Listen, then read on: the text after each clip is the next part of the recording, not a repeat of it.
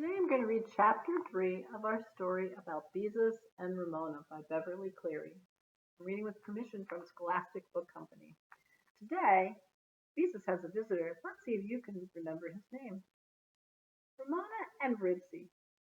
One day after school, Henry Huggins, who lived in the next block, came over to play checkers with Beezus. His dog Ribsy came with him, because Henry never went anywhere without Ribsy. Beezus liked Henry because she knew he thought that she had more sense than most girls. The two often played checkers together. So far, Beezus had won 48 games and Henry had won 49, not counting the games Ramona had spoiled by tipping over the checkerboard.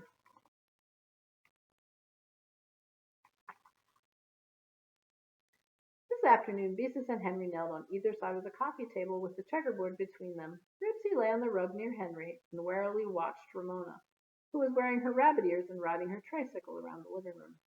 "Your move," said Henry to Beezus. "I want to play," said Ramona, riding her tricycle up to the coffee table and shaking her head to make her ears flap. Ribsy got up and moved to a corner, where he lay down with his nose on his paws to watch Ramona. "You're too little," said Beezus as she moved a checker. "Besides, only two can play checkers." "We could play tiddlywinks," said Ramona. "I know how to play tiddlywinks." Beezus did not answer. Her mind was on the game as she watched Henry's move very carefully. "I said we could play tiddlywinks," yelled Ramona. Beezus looked up from the checkerboard. "Ramona, stop bothering us," she said in her severest voice. Ramona scowled and pedaled backwards away from the coffee table while Beezus returned to her game and studied the board. She had to be very careful because Henry had already captured half of her checkers.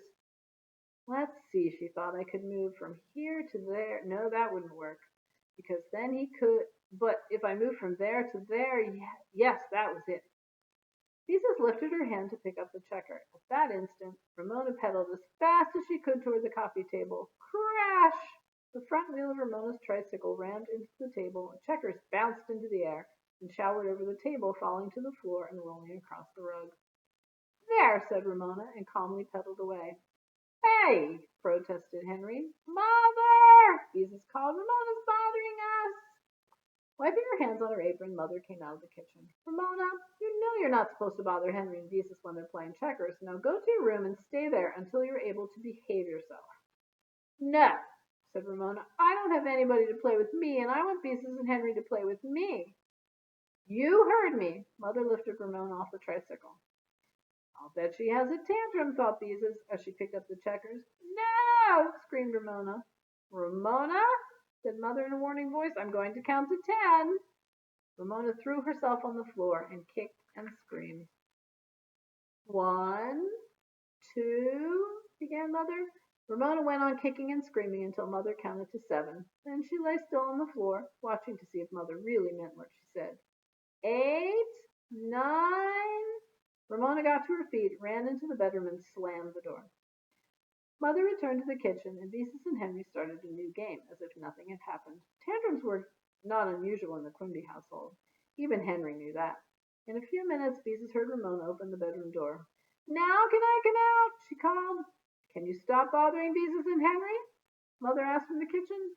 "No," said Ramona, and shut the door. Not more than 1 minute later, Ramona opened the door again and came into the living room. "I can stop bothering," she said with a sulky look on her face, and Beezus could see that she was still cross because she had been punished. "That's good," called Mother. "Come here and I'll give you a cookie." Seeing Ramona go into the kitchen, Ribsy sat up, scratched, and trotted after her. Although Ribsy did not trust Ramona, he was always interested what went on in a kitchen.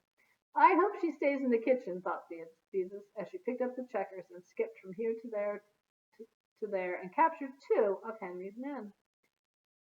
The game became so exciting that Beezus almost forgot about Ramona. At the same time, she was vaguely aware of scruffling sounds in the hall. Then she heard the jingle of Ribsy's license tags and the click of his claws on the hardwood floor. Ribsy gave a short bark. Then the bathroom door slammed. "I wonder what Ramona's doing," thought Beezus, as she captured another checker. But she did not care so long as Ramona did not interrupt the game. "Let me in!" screamed Ramona from the hall. "Let me in the bathroom!" "Ramona, who are you talking to?" asked Mother, as she went into the hall. "Ribsy," said Ramona, and beat on the door with her fists. Ribsy began to bark. From behind the bathroom door, his barks made a hollow, echoing sound. Puzzled, Henry looked at Beezus. Ribsy? In the bathroom? Henry decided he had better investigate. Reluctantly, Beezus left the game and followed him into the hall. Open the door and let him out, said Mother.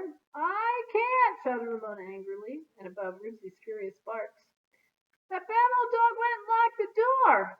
Oh, stop pretending. Beezus was exasperated with Ramona for interrupting the game a second time. It was too bad that a girl couldn't have a friend over for a game of checkers without her little sister spoiling all her fun. I'm not pretending, screamed Ramona, clinging to the doorknob while Ribsy barked and scratched at the other side of the door. Ramona, Mother's voice was stern, let that dog out. I can't, cried Ramona, rattling the bathroom door. The bad old dog locked me out. Nonsense. Dogs can't lock doors, scolded Mother. Now open that door and let him out. Ramona began to sob, and Ribsy barked louder. Ramona gave the door a good, hard kick.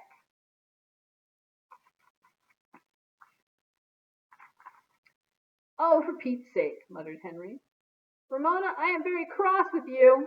That means angry, said Mother. She pried Ramona's fingers loose and tried to open the door. The knob would not turn. That's strange, she remarked, and rattled the door herself. Then she hit the door with her fist to see if it might be stuck. The door did not budge. There was no doubt about it. The bathroom door was locked. But how could it be locked? Henry asked. I told you, Ribsy locked it, Ramona shouted. Don't be silly, said Beezus impatiently. Now what on earth? Began Mother in a puzzled voice. Then she interrupted herself. Do you suppose when Ribsy was pawing at the door he bumped against the button in the center of the knob and really did lock the door? Of course, that's exactly what must have happened. A dog that locked the bathroom door. That Ribsy, thought Beezus. He's always getting into trouble, and now he's locked the Quimbies out of their bathroom. I told you he locked the door, Ramona said. Yes, but what was my dog doing in the bathroom in the first place? Henry demanded. I put him there, said Ramona. Ramona Quimby. Even Mother sounded exasperated. Sometimes I don't know what gets into you. You know dogs don't belong in the bathroom.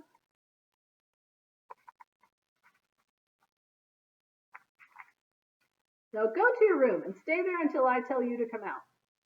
Yes, but I don't want to have to speak to you again. It was unusual for Mother to be so stern.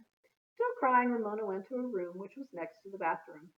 Since Mother had not told her to close the door, Ramona stood just inside and waited to see what would happen next. Where's the key? Beezus asked. I don't know, answered Mother. I don't remember that we ever had a key. But there's a keyhole, said Beezus. There must be a key. Ribsy, be quiet, ordered Henry. We'll get you out. But Ribsy only barked louder, and his barks echoed and echoed around the small room. No one gave us a key to the bathroom when we rented the house, explained Mother. When Ramona first learned to walk, we fastened the button down with Scotch tape so she couldn't lock herself in.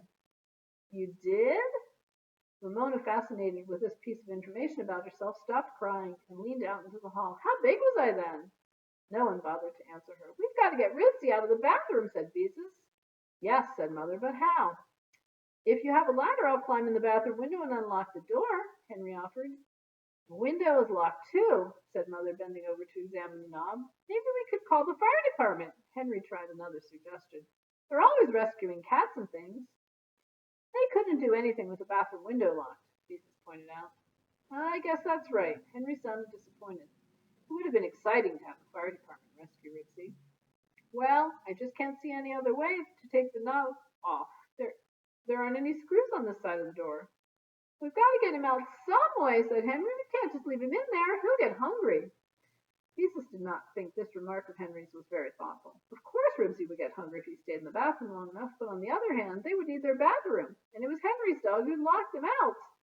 Beezus made a suggestion. Maybe if we pushed some glue under the door so Ribsy would get his paws in it, and then called him so he would scratch the door, maybe his paws would stick to the button in the knob and he could unlock it. Beezus thought her idea was a good one until she saw the disgusted look on Henry's face. I just thought it might work, she said apologetically. Mother! Began Ramona, leaning out into the hall. Mother paid no attention to her. I just don't see what we can do. Mother! Ramona said urgently. This time she stepped into the hall. Unless we get a ladder, go back to your room, Ramona, and break the window so we can unlock it. Mother continued speaking with one sentence inside of another, the way grown-ups so often did. But Mother, insisted Ramona with more urgently, I have to. Oh dear, I might have known, sighed Mother. Well, come on, I'll take you next door. Leave it to Ramona, thought Beezus, embarrassed to have her little sister behave this way in front of Henry. Don't worry, Ribsy, said Henry. We'll get you out somehow. He turned to Beezus and said gloomily, if we don't get him out by dinner time, maybe we could cut some meat up in real little pieces and shove it under the door to him. I don't see how we could get a drink of water to him, though. We have to get him out before then, said Beezus. Father wouldn't like it if he came home and found Ribsy had locked him out of the bathroom. Ribsy couldn't have locked the door, for Mona hadn't put him in the bathroom in the first place, Henry pointed out. What a dumb thing to do. Beezus had nothing to say to this. What could she say when it really had been Ramona's fault? Mother and Ramona soon returned. I think we'll get Ribsy out now, Mother said cheerfully. The lady next door said her little grandson locks himself in the bathroom every time he comes to see her. She always unlocks the door with a nail file. She told me how to do it. Mother found a nail file which she inserted into the keyhole. She wiggled it around, the doorknob clicked, and Mother opened the door. It was as easy as that. With a joyous bark, Ribsy bounded out and jumped up on Henry. Good old Ribsy, said Henry. Did you think we were going to leave you in there? Ribsy wriggled and wagged his tail happily because he was free at last. Now maybe he'll be a good dog, said Ramona sulkily. He is a good dog, aren't you, Ribsy? Henry petted him.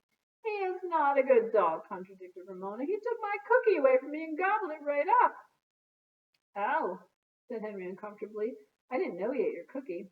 Well, he did, said Ramona, and I made him go in the bathroom until he could be a good dog.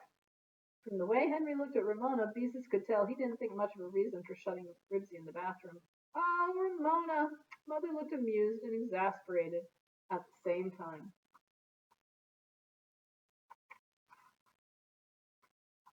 Just because you were sent to your room is no reason for you to try to punish Henry's dog. It is too, said Ramona defiantly. He was bad. Well, I guess I better be going, said Henry. Come on, Ribsy. Don't go, Henry, begged Beezus. Maybe we could go to the park or someplace and play a game. Some other time, answered Henry. I've got things to do. All right, agreed Beezus reluctantly. Henry probably knew they wouldn't be safe from Ramona anywhere, the way she was behaving today. When Henry had gone, Ramona gave a hop to make her rabbit ears flop. Now can we play Tiddlywinks? She announced, as if she had been waiting for this moment all afternoon. No, we can't, snapped Beezus, who could not remember when she had been so annoyed with Ramona. Yes, we can, said Ramona. Henry's gone now. We can't, because I won't play. So there, answered Beezus. It wasn't as though Henry came over every day to play checkers. He came only once in a while, and when they couldn't play because Ramona was so awful. Just then the telephone rang and Mother answered it. Oh, hello, Beatrice, Mother heard her say. I was hoping you'd call. Tiddlywinks, tiddlywinks, I want to play tiddlywinks, chanted Ramona, shaking her head back and forth. Not after the way you spoiled our checker game, said Beezus. I wouldn't play tiddlywinks with you for $1 million. Yes, shouted Ramona. Children. Mother put her hand over the mouthpiece of the phone. I'm trying to talk to your Aunt Beatrice. For a moment, Beezus forgot her quarrel with Ramona. Is she coming over today? She asked eagerly. Not today, Mother smiled at Beezus, but I'll tell her you wish she'd come. Tell her she hasn't been here for 2 whole weeks, said Beezus. Tiddlywinks, tiddlywinks, chanted Ramona. We're going to play tiddlywinks. Are not, whispered Beezus furiously, and as she looked at Ramona, a terrible thought came over her. Right that very instant, she was so exasperated with Ramona that she did not like her at all, not one little bit. Crashing her tricycle into the checkerboard, throwing a tantrum, shoving a dog into the bathroom. How could one 4-year-old be such a pest in one afternoon?